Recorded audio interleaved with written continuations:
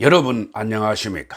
이충건 방송의 이충건입니다. 오늘은 1인당 국민 부담액이 급증하여 사상 처음으로 작년 1,000만 원을 넘었다라는 내용을 가지고 말씀을 드리겠습니다. 우리나라 작년 조세 수입은 384조 8천억이었고 사회보장기여금은 139조 6천억 원으로 이 두 가지를 합한 총 국민부담액은 524조 4천억 원이었습니다. 이를 작년 인구수 5,170만 9천 명으로 나누면 1인당 국민부담액이 1,014만 1천 원이 됩니다. 이는 사상 처음으로 1,000만 원을 넘어선 것입니다. 조세 수입을 내역별로 보면은 국세가 293조 5천억 원, 지방세가 91조 3천억 원이었습니다. 사회보장기여금은 4대 공적연금인 국민연금과 공무원연금, 군인연금, 사학연금 및 건강보험, 노인장기 요양보험, 고용보험, 산업재해보험 기여금과 보험료로 구성되는데 총 139조 6천억 원이었습니다. 지난 5월 24일 미래통합당의 추경호 의원이 발표한 자료에 따른다면 1인당 국민부담액은 해마다 증가하여 사상 최대의 기록을 나타냈습니다. 2013년 688만 5천 원, 2016년 841만 1천 원, 2017년 906만 3천 원, 2018년 981만 7천 원 등입니다. 다만 작년에는 경기가 좋지 않아 기업 실적이 부진한 탓에 한동안 급증했던 세수가 전년과 비슷하게 그친 영향입니다. 국민 부담액을 국내 총생산 즉 GDP로 나눈 국민 부담률 역시 지난해 27.4%로 역대 최고치를 기록했습니다.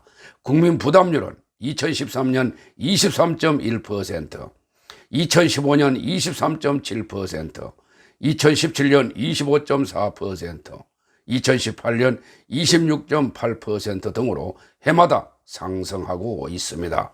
제가 이충건 방송 72회에서 말씀드린 바와 같이 국제결제은행 즉 BIS가 발표한 자료에 따른다면 우리나라 기업과 가계부채가 가파르게 늘면서 작년 민간 부문의 부채 위험도가 7년 만에 보통에서 주의 단계로 높아졌습니다.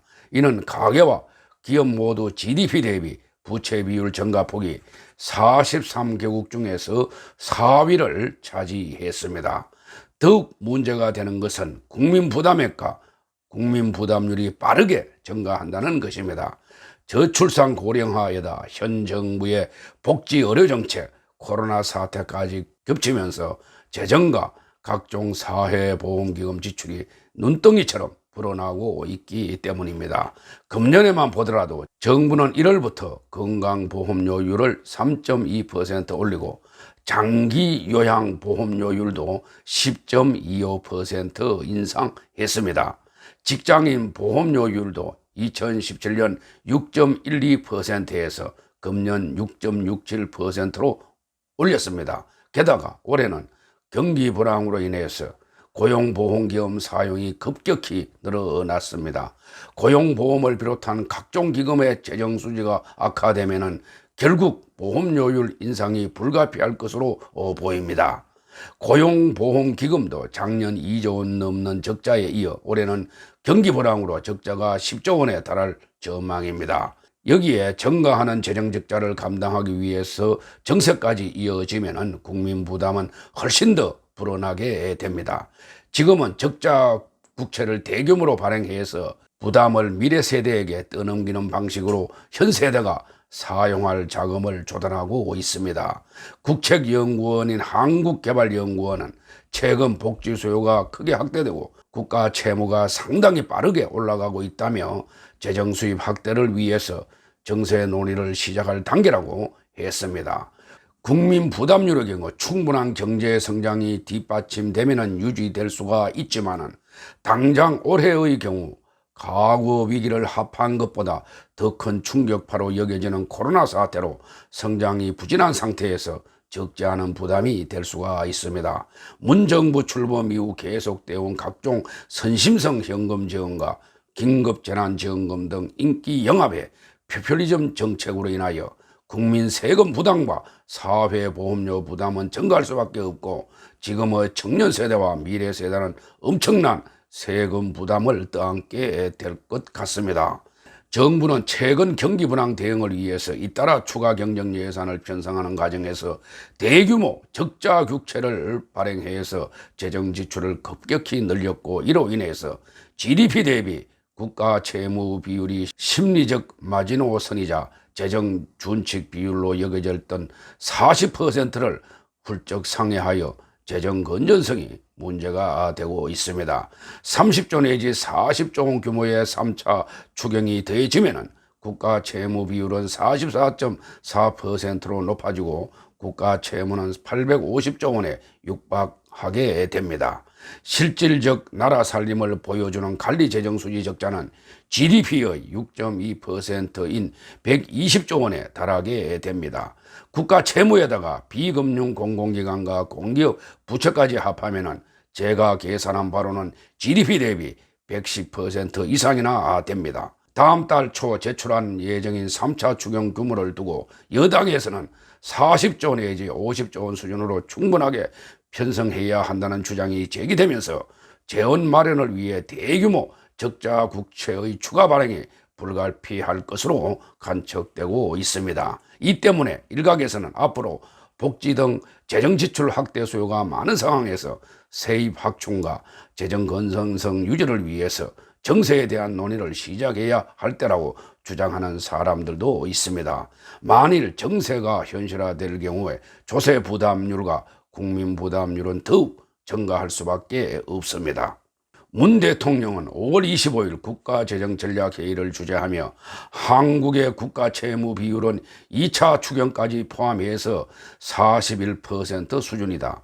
3차 추경까지 하더라도 110%에 달하는 OECD 평균에 비해서 크게 낮은 수준이라고 말을 했습니다. 또 전시 상황에 준하는 확대 재정을 주문했습니다. 이 같은 문 대통령의 발언은 내로남불식 말입니다.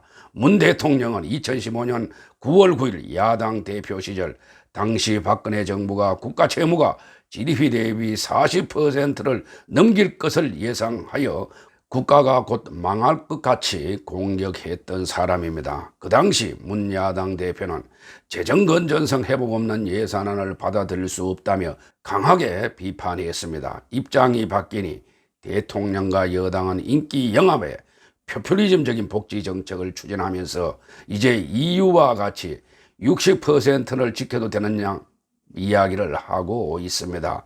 이는 어처구니 없는 내로남불식 행태입니다. 우리 경제가 지금 큰 불황을 겪고 있는 것은 문 정부의 경제정책 실패가 큽니다. 정부의 경제정책은 실패인데 정책은 변경하지 않고 예산만 지원한다고 될 일이 아닙니다. 문 정부의 독선 정책도 변경되어야 합니다.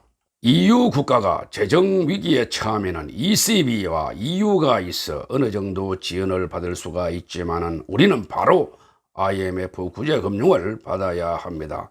현재의 야당은 야당다운 행태도 보여주지 못하고 있어서 더 큰 문제입니다. 정부는 정부 부채를 급증시켜 미래 세대에게 부담을 주는 죄를 짓지 말고 재정 건전성 유지를 위해서 노력해 주길 바랍니다. 제 영상을 듣고 도움이 되셨으면 구독과 좋아요를 눌러 주시기 바랍니다. 더 좋은 방송으로 보답하겠습니다. 대단히 감사합니다.